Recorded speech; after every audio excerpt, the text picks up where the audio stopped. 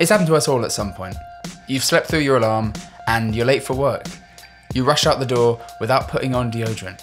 No one can know. Rewind a few hundred years and you couldn't even pay someone to bathe, let alone use deodorant. Even King Louis XIV proudly claimed he'd only ever bathed twice in his life, the day he was born and the day he got married. So when deodorant first graced our stinking pits about 134 years ago, it was actually a lot harder to sell than you would expect. But today, it's an industry worth $22 billion. The real story of the rise of deodorant and antiperspirant comes down to clever marketing that targets the one thing that makes us human. This is your daily reminder to give yourself a quick sniff and subscribe. Let's just get this out of the way right now. Body odor is natural, but historically we've not been very good at talking about it. Well, at least not my people and the various offshoots. I want to start at the Victorian era, when the world was changing fast. With the advent of better plumbing and health education, there weren't as many excuses not to bathe. For the upper crust, body odor was handled with a dollop of perfume and maybe some sweat-blocking fabric shields, but lower classes had to accept it as a part of life. But after 6 cholera outbreaks swept through the 19th century, the world started to pay closer attention to personal hygiene, including smell. So it's surprising that the first deodorant, Mum, and I mean Mum like, hi Mum, came onto the market in 1888. They weren't exactly flying off the shelves.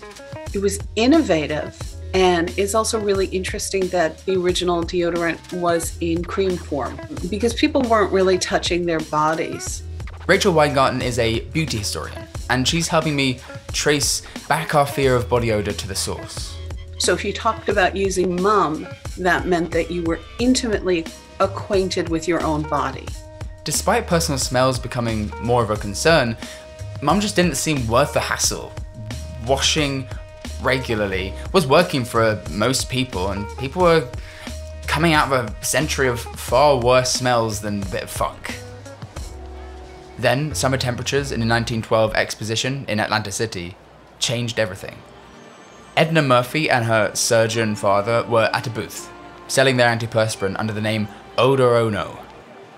As the summer went on, exposition goers could not bear the sweat and stink, so Murphy and her dad left with $30,000 in profits to spend on promotion. Edna's advertising company paired her up with James Webb Young, a copywriter and a former Bible salesman who had no advertising experience. Young would eventually become one of the most prominent advertising minds of the 20th century, and it all started with his second idea. His first idea was pitching excessive sweating as a medical issue to be swiftly dealt with. Not bad. It boosted sales for a while, but by 1919, Young was under pressure to take things further. Women knew about the product, but didn't feel the need to use it.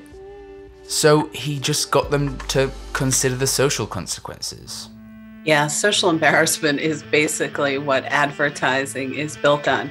Envy or embarrassment, I think we can say. The concept was straightforward enough. A shame campaign convincing women that their smell is a regular talking point behind their back.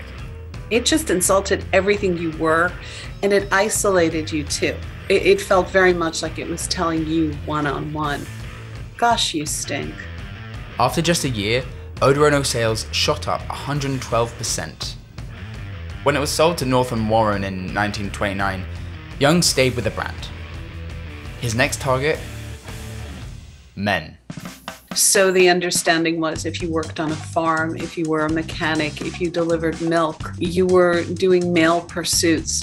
What? If you sweat, if you smell, that was part of your job. Oh, I see. But when the Great Depression hit in 1929, men began to add "smells fine" to their resume. Up until this point, the most men were doing to shield their natural musk was splashing themselves in some bay rum after showering, if anything at all. So naturally, deodorant targeted towards men didn't venture too far from their habits, like Seaforth, who sold their deodorant in a little whiskey jug. The marketing strategies of social embarrassment for women and masculinity for men persisted for decades. But then a new brand hit the market, and with it, a new strategy. Why are women so happy about new Tickle antiperspirant? Is it because Tickle is the first roll-on with a big, wide ball? What came next in deodorant was Tickle, which was a cult product. People loved it. They collected it in, I see you looking it up. They collected it in different colors, different scents. It was really the first time deodorant was seen as something playful and something you might add intentionally and willingly and not because you're nervous or scared. For a while, advertising for women seesawed between the playful, confident Tickle ad style and the tried and true "you got a problem" method. Let's go to the Power Shoulder 80s, where women were in the workplace and the deodorants became more sort of like little soldiers of, let's get rid of that smell, lady, before you go into the workplace with your pretend tie. Meanwhile, products continue to define the smell of masculinity in ads like this.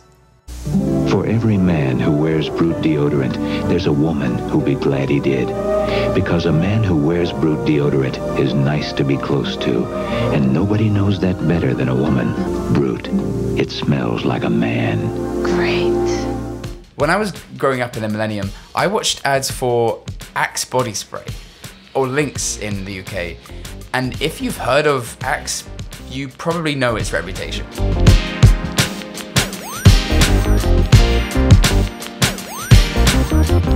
Your body produces stuff. It happens, you know, but it went from let us just cover up the odor to let's try to stop it entirely to our own time where people might inject Botox into their underarms to stop the sweat.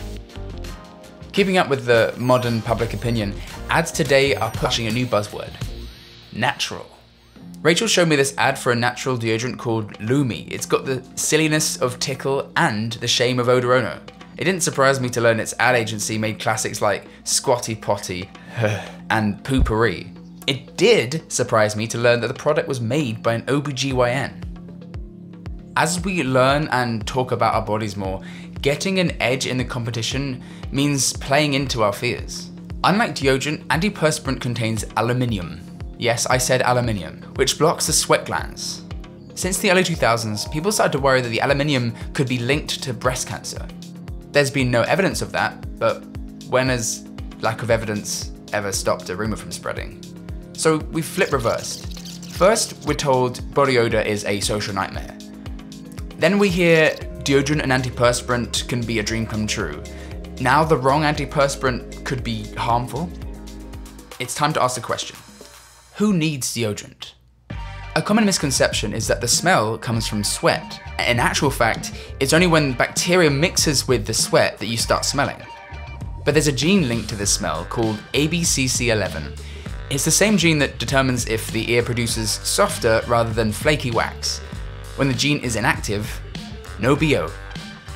A study at my old university, the University of Bristol, in the early 90s found that 2% of the women involved didn't have active ABCC11 genes and so didn't produce body odor. Even so, 78% of those women still use deodorant regularly. In East Asian populations, a non-functioning body odor gene is incredibly common, as high as 95% of people. I wanted to know if I might be one of the lucky few Westerners, so I ran out of deodorant and just didn't buy more. According to the results, my gene is just lazy, but not quite inactive. I might stick to life without antiperspirant, but if I find myself out of a job, I am blaming the BO. So what does the future of body odor smell like? What brand has found the marketing sweet spot? What will you wear today? I think we should look at the Dove campaign, where it was less about what it smells like and less about making you feel badly about what your body does, and more about just being a product you can take with you through your day. I mean, how genius is that? Advertising has gotten a lot more discreet since Beautiful but Dumb, and still we're more afraid than ever of the social consequences of body odor. Are deodorant and antiperspirant necessary? Who's to say? But if you're not sure, next time you have a free day, try going without. What's the worst that could happen?